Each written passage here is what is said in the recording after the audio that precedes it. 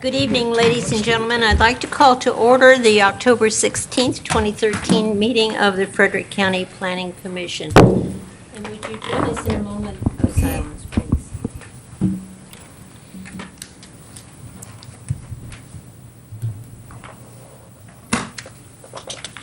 Thank you. There are no changes to the agenda. Madam Chair, I move for adoption. Second. All in favor? Aye.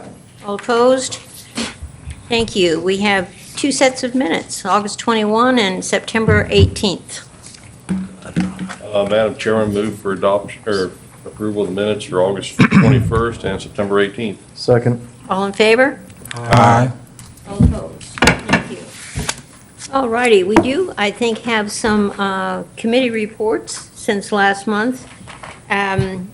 Development review and regulation. Yes, ma'am, we did meet September 26th. We talked about two different things. The first one being the height requirements for the EM, M1, and M2 districts. And we've had this meeting the month prior to that, and we come up with some different heights and things, and it was taken to the Board of Supervisors. And some of the things they wanted us to revisit, so we brought it back again and talked about it. And I don't remember all the heights, but basically the way it was left was the decision is going to be left to the Board of Supervisors to do anything over the required heights that's there now. So I think that should go pretty good now. Oh, I get the current agenda. The other thing we talked about was landscaping requirements, and we went over that, and I think we're going to revisit that again, but that looks like that's going pretty good too. Good, thank you. Do you also have the sanitation authority, sir? We met last night on that. Mike Ruddy come there and talked first, and we talked about the Northeastern Land Use Plan. And basically what Mike was talking to the sanitation department about was there's a water line going up 11 now or up that way, and they want to kind of take that over in a sort of like a circle to pick up that new land use whenever it comes into. And that was all agreed on, so it looks like that'll happen when something happens up there. The other thing we talked about, the total customer base is 13,980. That did go up, I think, about 25 or 27 because they had some kind of confusion in their books, but they got them straightened out, so it looks like that's good now. Current rainfall for last month was just under an inch, which was not very good. Previous month was 2.66, but it looks like this month here will more than make up for what we were down for the last couple months, so that's real good. Deal plant, we pulled out 2.5 million gallon per day, which is about average. The Anderson plant, we pulled 2.3 million gallon per day, purchased about 1 million gallon per day from the city. Daily average is 5.68 million gallon per day. And previous month, it was 5.45. And they're contributing a lot of that use to actually more hookups, mostly in the Stevenson area where they're building quite a few houses up there, sounds like. The Deal plant did drop in elevation a little bit, about 2 feet, which is good. They're still okay with that because both the quarries are doing real good. The other elevation, the Anderson plant, they're still having trouble with the elevation over there as far as where the lines are, but it looks like it's still doing okay. There's no problem with the water or anything over there. The other thing we talked about, they still having about a 13% leakage in their water lines, and they're still working on fixing those. That's just a constant maintenance problem for them. And they had an audit come in, and he talked to us for a while. And when he got done, basically what he said was they were doing a very, very good job of taking care of their books and had hardly anything out of line, and they were real happy with that. And the last thing that on the list was sanitation department did go ahead and approve the permit for HP Hood, so we've got that worked out, and they're going to be able to hook their new facility up without any problem now, so that's all working out good. Thank you. Thank you for both of those. Mr. Moan, comprehensive Yes, Madam Chair. Programs? We met on Monday. It was a huge group of 3 people and Mike Ruddy. It was a good time, very intimate.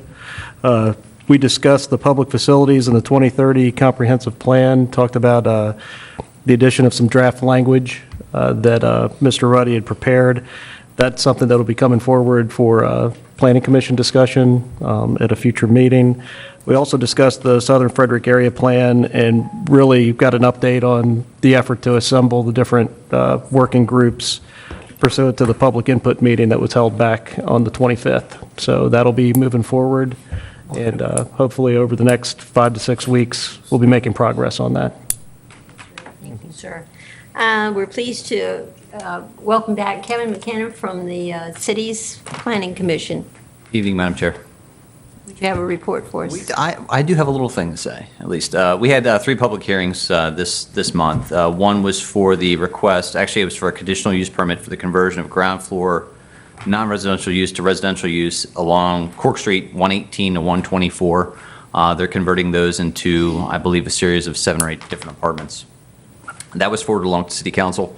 Next up was an ordinance to conditionally rezone 7.7 acres of land at 940 Cedar Creek grade from residential office R01 district with corridor enhancement to B2, essentially with PUD overlay. They're looking at a pretty large, substantial development right there on the border of Winchester City and Frederick County. And then lastly, there was just a text amendment. Very good. Thank you, sir. Thank you. Very much. This is the time on our agenda when the citizens in the audience who would like to address us on anything that's not on the agenda can come forward and do that. And if you'll give us your name and magisterial district, please. I'm Becky Morrison from Gainsborough District. I wanted to point out that in an ad the other week, it said public hearing for the TDR, and yesterday in the paper, it said public meeting for the TDR. And since these 2 advertisements are totally different, a public hearing, a public meeting being different, that I asked that this board postpone the TDR item on the agenda until next time and advertise it in the paper correctly. Mr. Lawrence, can you respond to that? Yesterday, I can't tell you what yesterday's advertisement I said. can but show it's- it to you. Would you Well, like to it's see it? it's a display ad, so the legal requirements for what we started running 2 weeks ago that said public hearing. But if you change a public hearing to a public meeting, the public thinks the public hearing's been canceled, and now it's just a public meeting, and they mean 2 different things. So I don't see how the TDR item can go on. Thank you for bringing that to our attention. We will figure out what it is that we'll be doing here. Would you like to see it? No, that's okay. The suggestion is go ahead and hold your public hearing tonight. We'll actually be meeting again before the Board of Supervisors meets, so we can hold it if anybody came tonight Okay. expecting to speak. Yeah, that's a And then good we'll repeat idea. it again before we get Yeah. to the board. And so there will be 2 opportunities before it gets to the board. It'll be advertised correctly next time. Okay, anybody else have anything for us? Okay, we are holding a public hearing this evening, and it is regarding the transferable development right ordinance revision. These include provisions for contiguous lots and addition of a TDR density conversion rate for receiving properties. Mrs. Perkins. Thank you, Madam Chairman, members of the Commission. As you stated, this ordinance amendment contains 3 separate items. First is the density table, second, contiguous sending properties provision, and third is the conversion rate. I'll go over each of them separately. First, for the density table. Now, this is a revision to bring the TDR density maximums into conformance with the adopted RP density maximums that the Board of Supervisors adopted back in January, which now the RP is based on housing types as well as acreage in determining maximum density. Second is an increase in the RP allowable densities when using TDRs for development. And third is increasing the RA rural areas permitted maximum density using TDRs to be consistent with the maximum RP densities when using TDRs. That really just makes the RP and the RA comparable when developing with TDRs. Second revision, which is the contiguous sending properties. This is just a revision to allow the use of contiguous parcels for TDR transfers. What this means is that one parcel may have state road frontage, meet all the subdivision requirements, but another adjoining contiguous property under the same ownership would not. So that just allows typically a farm in its entirety to be included in the TDR program. Third, this is a density right conversion table. This revision would introduce what we're calling a conversion that would apply to density rights being applied to receiving properties. Now, the conversion would be based on the type of housing unit being developed on the receiving property, which would be either single-family, detached, attached, or multifamily. On the screen, you can see the density, how it would work. It's also in your agenda. So what this means is that when using TDRs to develop receiving properties, the following would apply. If you're doing single-family detached, it's still a one TDR right to one single-family detached dwelling. However, when you're doing single-family attached, it's one TDR right would equal 1.5 single-family attached units, and with multifamily, one TDR right would equal 1.7 multifamily units. Now, what this is based on are the figures in the development impact model, the proffer model that determines how much each type of dwelling unit is expected to contribute to offset their impacts. So really, we put this conversion factor in there to make TDRs a viable option no matter what type of density or development type you're doing. So these amendments have been a couple different places. We did revision 1 a while back. It went to the DRC in April and the Planning Commission in May. And then revisions 2 and 3 went to the DRC in July. And then all 3 of them went to the Planning Commission at your August meeting and then the Board of Supervisors at their September 9th meeting. And at that meeting, the board did send it forward to public hearing. So tonight, we are seeking a recommendation from the Planning Commission to the board, and I'd be glad to answer any questions. Questions of Mrs. Perkins? Anyone? Thank you. I guess Yes, it doesn't Mr. relate Thomas. to it specifically, but are we receiving a lot of requests for TDR transfers or?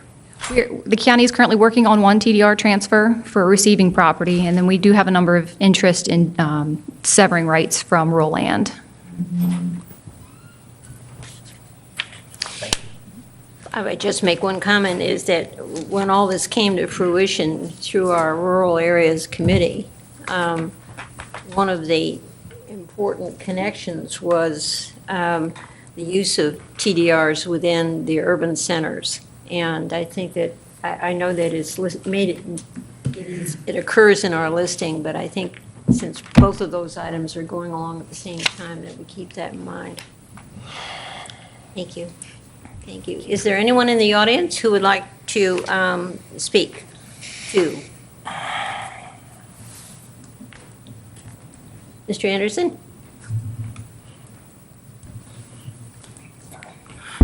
My name is Paul Anderson. I'm president of the Frederick County Farm Bureau. I'm also a landowner and a farmer. My wife and I farm together. Farm Bureau has worked very closely with the planning department on the TDR program. I think it's a great program. I think it has good potential. I'm the landowner who has signed up for the TDR so far, and working with the Planning Commission, trying to our planning department, try and get this thing going. The changes they've made here, Farm Bureau has no opposition to them. You all are working diligently to make this happen, and I'd like to see it move forward. Thank you. Thank you, sir. Is there anyone else who would like to speak with us about this item? Well, seeing none, we will close the public hearing. Comments, suggestions? We need to make a decision. Are there some? Well, I guess procedurally, we're going to table this then to our next meeting. That's But, correct. I think this is a good start. I mean, we know where we're going, but we really don't know where we're going since we haven't used it yet. And, next year maybe we'll be a lot more wise on it than we are now. But I think the staff has done a great job researching and getting all the information on it. Any other comments? Again, we will be back at this at our next meeting. Okay, our next item is an action item. It's the, no. We don't. Do we have, We have to have a motion to table it. do we, pardon me? Table it. Madam Chair, Okay. I move that we table this until our next meeting. Second. All in favor? Aye. All opposed? Thank you, and thank you for the guidance. Our next item is rezoning 0513 of Governor's Hill, submitted by Pannoni Associates to request a minor proper revision associated with rezoning 1008. This revision relates to the transportation enhancements and I think it's environmental use section of the proffers. The property is located approximately 1 mile east of Interstate 81 on the south side of Millwood Pike, Route 50 East, across from Sulphur Springs Road, Route 655. And the Raven subdivision, I don't know why that's in there. Okay, it's in the Shawnee Magisterial District. We had, I think, a change in the staff description of it, which, and I don't know where I saw it, it must have been on the revised, which it was not commercial land use section changes, but environmental. That's correct. Thank you. Thank you, Madam Chairman, Madam Chair, and members of the commission. As Chair Wilmot noted, we did send out an updated staff report with some minor revisions. We had a section that was inaccurately identified, and we also removed a reference to the Route 50 corridor plan, which no longer exists. We had inadvertently left it in there from an older version of this rezoning. Originally, the Governor's Hill was rezoned in 2008 to an R4, including commercial and residential. Some of you may recall at that time there was a significant road connection to the intersection of Route 50 and Sulphur Springs Road. In 2009, that was rezoned to come up with something more similar to what you see on your screen, where now Coverstone Drive comes in across Route 50 from Inverly Drive, and there is no longer a connection to Sulphur Springs. Now what you have before you tonight is an additional modification to that rezoning, specifically related to some items which have already been done, such as the avigation easement. You'll see in the environmental section and section 14, the reference to the avigation easement has been removed because that easement has been recorded, which is included a copy in your packet. The more substantive changes, if I can go back to my bullet points, are that specifically the deadlines that were in place. If the last portion of 15, which was 15.3, used to call for, regardless of what other development had happened on the property, even if they hadn't developed anything, they would construct Coverstone Drive by November of 2015. And that is the substantive change that's being proposed this evening, to move that 2015 date out to 2025. Now, the key exception to that is the crossover of Route 50 at Inverly and the left turn lane on eastbound Route 50 onto Inverly. Those are still proffered by 2015, and I'll let the applicant speak to it, but it's my understanding that they have actually already begun design or are about to begin design on those improvements, so we can expect to see those fairly soon. You see a number of other smaller updates, specifically the reference to Pendleton Drive. Back when this was originally rezoned, Pendleton Drive did not exist. It was just seen as a potential connection to Arbor Court and access to the Armory, which of course has now been constructed. Now I'll note, if you look at the phasing in section 15, there are 4 key phases for construction of Coverstone Drive, all related to development by square foot. Now, they can develop up to 200,000 square foot of office space without any Coverstone Drive extension. You have an existing piece of Coverstone Drive there by the sheriff's office, which they can use to access that 200,000 square feet. Anything above that, they start triggering the phases of Coverstone Drive development as laid out in the proffers. None of that changes.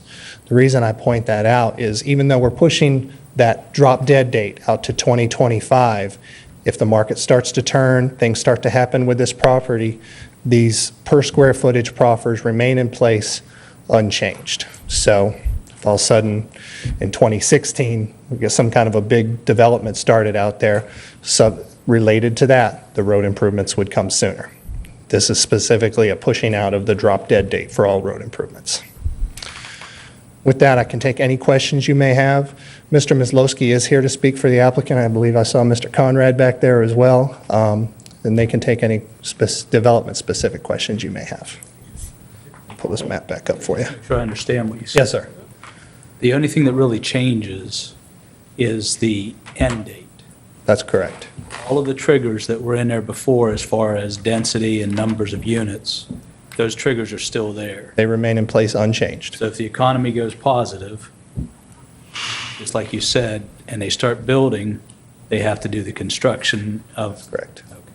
With the exception of the first 200,000 square feet of office, but that is also not a new change. It was set up that way from the last rezoning. That'll pay for the. Yeah, probably pay for the next piece of road.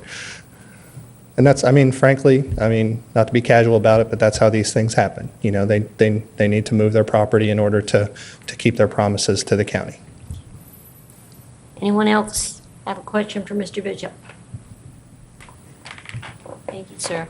Thank you. This is an action item for the commission, but if the applicant would like to make any comments, we'd be happy to receive them.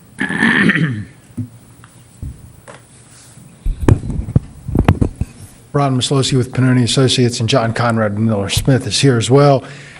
John did a great job explaining what the changes are, and I don't really have anything to add, but if there's any questions, I'd be happy to try and address them. Any questions of Mr. Mislowski? Thank you very much. Thank you.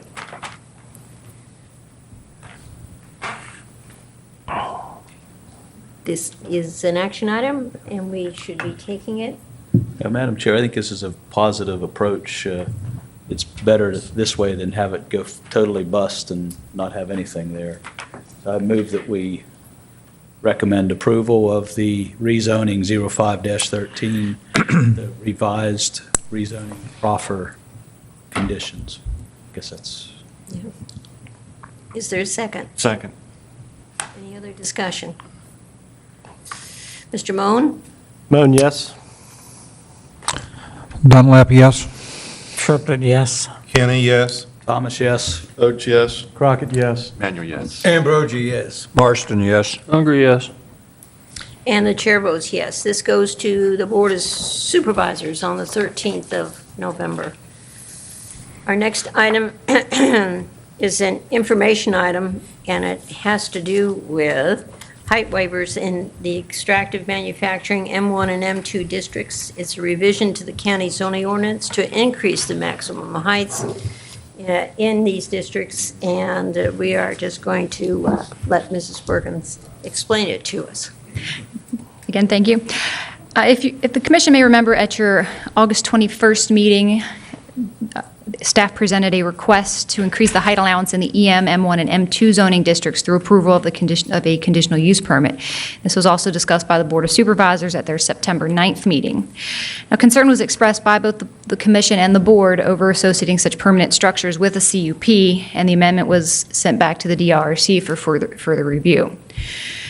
So since the board discussion, staff has prepared a revised amendment that removes the CUP requirement and replaces it with the Board of Supervisors waiver. Now, the waiver would still allow the Board of Supervisors to determine the appropriateness of the proposed height increase in a requested location while providing the applicant with an irrevocable approval.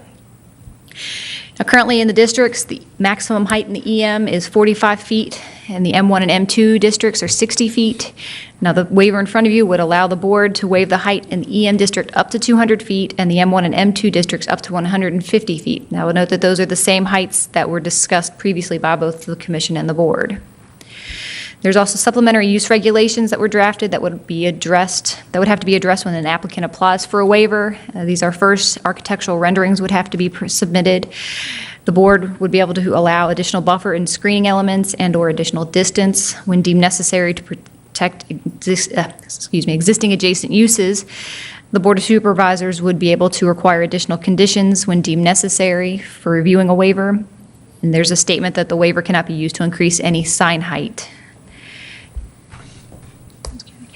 Now, the DRC discussed this revised amendment at their September 26th meeting, and then we took it back to the Board of Supervisors for a revised discussion on October 9th, and they sent that amendment forward to public hearing. So tonight, we're bringing this back to the commission just to update what the Board of Supervisors discussed, and you will be seeing this again at your November 6th meeting for a public hearing. So with that, I'd be glad to answer any questions. Questions of Mrs. Perkins? Any? This is an information item for us, and while the process here has had some alternate means of getting to where we are, what we will do tonight is to begin the public hearing process on this, if you so concur, at the November 6th meeting. Is that straight? Yes, ma'am. I certainly think we ought to increase our building height by right, not necessarily by waiver, so I concur with this. So. Yeah. All righty. Well, I think we've got our marching orders. Thank you. It seems like we're at the end of our story here. I've got a couple of things. Mr. Lawrence, sir, would you like to share that the Bylaws. the bylaws and our roles and responsibilities are at self-service? And I've asked Mr. Lawrence to do one thing, is that when staff puts things on our self-service mechanism, that they send us an email to tell us it's on there, because otherwise we may not see it. Yeah, and just to follow up with what June said, if you remember our bylaws, it says we're to review them every fall, every October, and if we see any changes that are needed, we need to digest them and clean them up and then get back to the Planning Commission and Board Planning Commission in December. So at this point, we've loaded all your bylaws and rules and responsibilities on your self-serve. We would ask that you take a look at them, and if you see anything that needs to be changed or you believe needs to be changed, let staff know. We'll try to work on those changes and then bring it back to the commission at our next available meeting, making sure everyone's informed as to what the changes might be. And then in, I guess, December or in January, when you adopt your bylaws, we can incorporate those changes. So it's an annual process. So many of you will recall, we always ask you to take a look at these things. And for the newer members, it's a chance to refresh your memory as to what the bylaws are and the roles and responsibilities.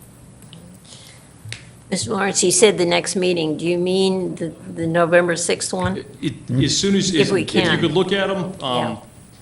we do have a meeting on November 6th. I don't think I can include this on that item, but if you give me comments, certainly before November 6th, maybe I'll bring it up under other at that meeting, just to let you know where we stand. So over the next couple weeks, if you could let me know what your thoughts were. And I'll shoot an email out reminding you to this effect. That would be great.